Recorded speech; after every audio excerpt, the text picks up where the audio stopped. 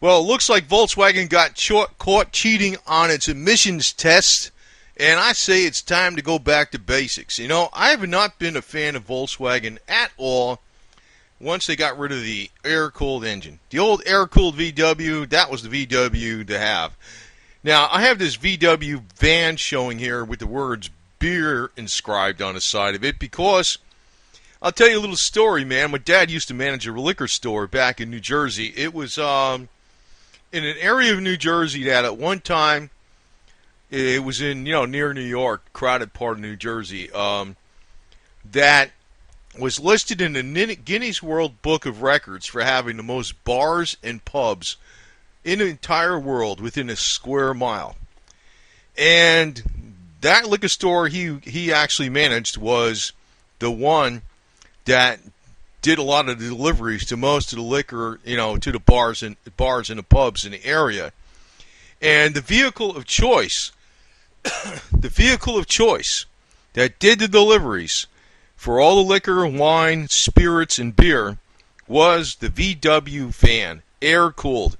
And that was from the period of 1958 to 1978. That vehicle was the most reliable vehicle going. And you're talking up there in the New Jersey harsh winters. I remember one time in the early 60s, there was like 3 feet of snow, and that VW was plowing through that stuff, loaded down with beer to the max, It's like, it wasn't one of these window jobbers, I don't think. It had the sliding door or something on the side, and, it was like a panel version. Didn't have this thing on the top, but it was a red and white one. That was always the choice. I don't want to say the name of the place, but, VW has always been the real VW, the bug, the van, the square back, even the Carmen Ghia, which, it's kind of rust prone, but it's got really cool styling to it.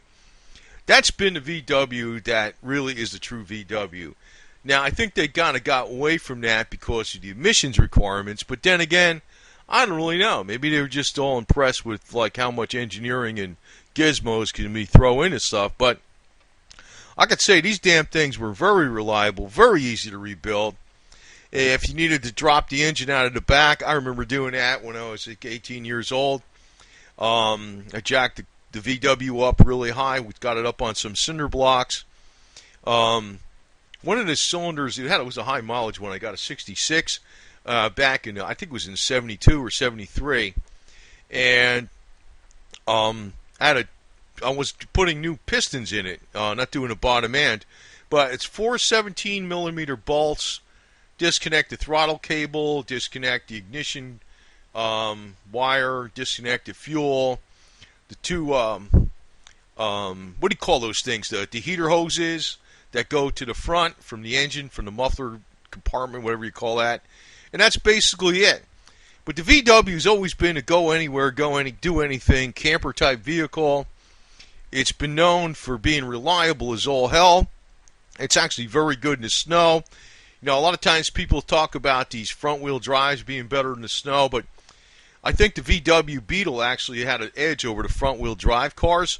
First off, simplicity. You don't have you don't have to worry about having the steering up incorporated with the transmission drive axles, so that's a lot less complexity up there. You just had simple kingpins, as a matter of fact, on the older ones. I don't even know if they ever went to ball joints, but I remember they had kingpins for the most of the time. As far as actually, even if you have a front-wheel drive car in the snow, actually the best way to go up a hill, if it's really bad, is to drive backwards, because the weight of the car goes on the front of the wheels more that way when you're driving up backwards. So like a VW being a rear engine, when you're going up a hill, more of the weight of the vehicle is actually resting on the back wheels because you're pointing upward at a diagonal. I mean, it's a great vehicle. I think they need to go back to basics. And, I propose that instead of having a VW company, maybe there should be an offshoot of Herbie Company, Herbie the Love Bug Company, or Herbie Inc. Global Worldwide, or something like that, and just resurrect these Beetles from the old times, and the hell with all this bullshit from the news times. There's ways we could probably get down the emissions.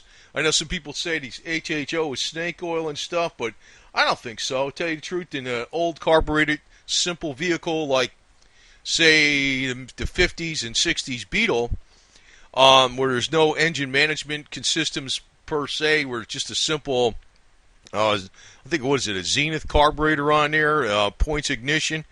Hey, a little bit of hydrogen or HHO mixture into that fuel would probably bring down those emissions enough that it would do pretty damn good even on the modern standards without all the complexity. And of course, you're not using any kind of antifreeze or anything. You're just using straight oil. That's all you're using. I mean, this damn engine was great. I think this is more like this right here, probably even more along the lines of the 66, the 12. Well, I think that was a 1300 cc. A 65, I think it was a 1200 cc with 36 horsepower, 40 horsepower. The 66 was a 1300 cc. But these are great engines. I mean, there's not really much to go wrong with them. But the thing is, anybody can pull these engines out without any real special equipment and work on them. They're very, very reliable engines. And, what they've done is they just destroyed the business model that they're about. I think a lot of times technology, it's good in some ways, and in other ways we've actually it gets away from the roots. VW, I think, got away. VW today, I don't recognize as a VW at all.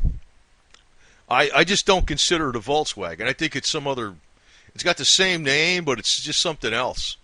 It's a totally different animal, and it has absolutely no appeal to me.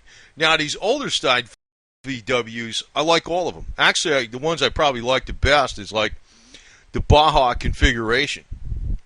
The one thing I wish they had in them was the posi traction rears and stuff. But, how VW really, let me just tell you how VW actually cheated on the emissions requirements on the new ones, was actually they had two sets of parameters in the computer software itself.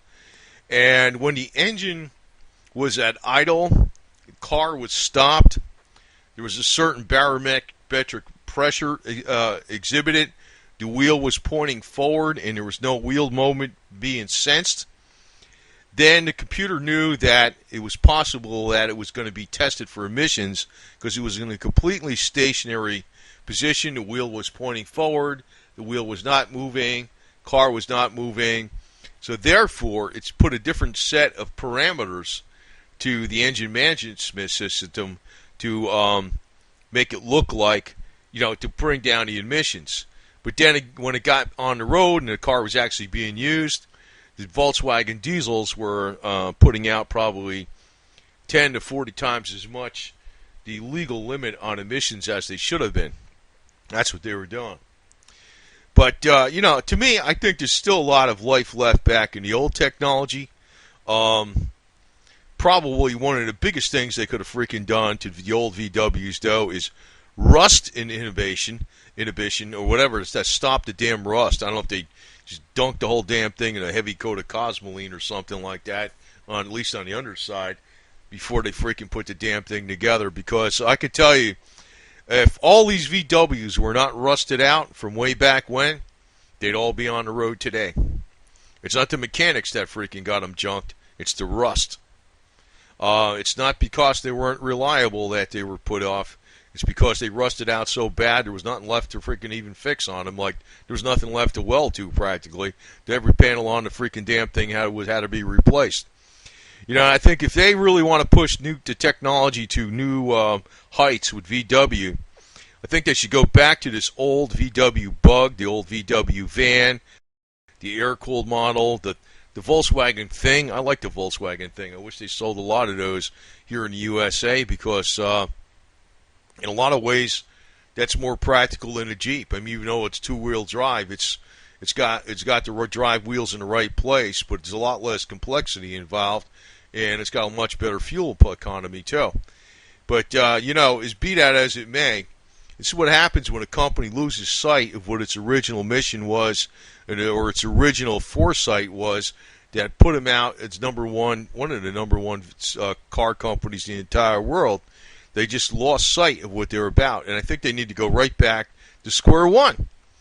Herbie the Love Bug. Basically, that's the one that actually, you know, really tells you what a VW should be about. That's, to me, is what a VW is. Right here. Number 53. 53. And here we have the new corporate, global, worldwide symbol that really should be, well, let's not even call it a Volkswagen. Let's just call it Herbie. And when they have Herbie Global Worldwide selling the old VWs again that are rust-proof as all hell, I think they'll have a real winner on their hands. They really, when Ferdinand Porsche developed his car, he really was on the money with it. They could say it's antiquated technology, but, sometimes technology that's been around for a long time and it's worked, it never really gets antiquated. That's really my point. I don't really like any of the German cars they got out today, pretty much. I mean, I guess some of the Volkswagen, the old Rabbit diesels and stuff like that, those are pretty good. The 1.6, especially the naturally aspirated, simple ones, those are good. Those are good. They were pretty much the ones that replaced the VW initially, but then they got so far away from their model that it's like they've really over-complexified things to the point where it's no longer has anything to do with the original business model was about. The people's car, the simple car, the car that anybody can actually, with a little bit of mechanical aptitude, can fix and repair, even if it was major work. Anybody could fix a VW Beetle. Unless it's rusted out really bad, then you got problems. But as far as, pulling out the engine and having the heads redone and changing out the cylinders and things like that, pretty much anybody can do that. Changing a clutch, it's not too bad. You got to make sure you torque everything down in sequence and stuff. But like I say, I'll go right back to square one again. In that square mile of New Jersey, in northeastern New Jersey near New York, that area where my dad used to be the manager for the liquor company there, the main delivery, the one main delivery vehicle, and there was also a VW wagon, but it was really this van. It was the main one. That was the thing that was always served for bringing the goods to all the drunks in New Jersey, the hard-working blue-collar drunks in New Jersey. That was, at one time, listed as having the most bars, pubs, and taverns within a square mile in the entire world, the most numerous bars, taverns, and pubs in a square mile globally, anywhere. That was in the Guinness World Book of Records. And, it was mission essential. Doesn't matter whether it was 10 degrees Fahrenheit out, or 0 degrees, snow on the ground, sleet, rain, the beer, spirits, wine, and liquors had to go through. And that vehicle of choice was the VW van. I know that was always the van that was always chosen. It was driven hard. It was driven many miles every year. I think every 3-4 years you always picked up a new one because it still always worked. It was just traded in and got a new one. It was always still working in good shape, but just to make sure the reliability was on the utmost. But it never let it down. They never let down on deliveries, and that says a lot. Nothing else was chosen. Now, I'm pro-American, but I could tell you one thing. These VW vans are pretty damn good. They are pretty damn good. They are very reliable. They've been noted for going across, areas of the world where there's hardly any civilization, across deserts, across jungles, across rough terrain, for a reason.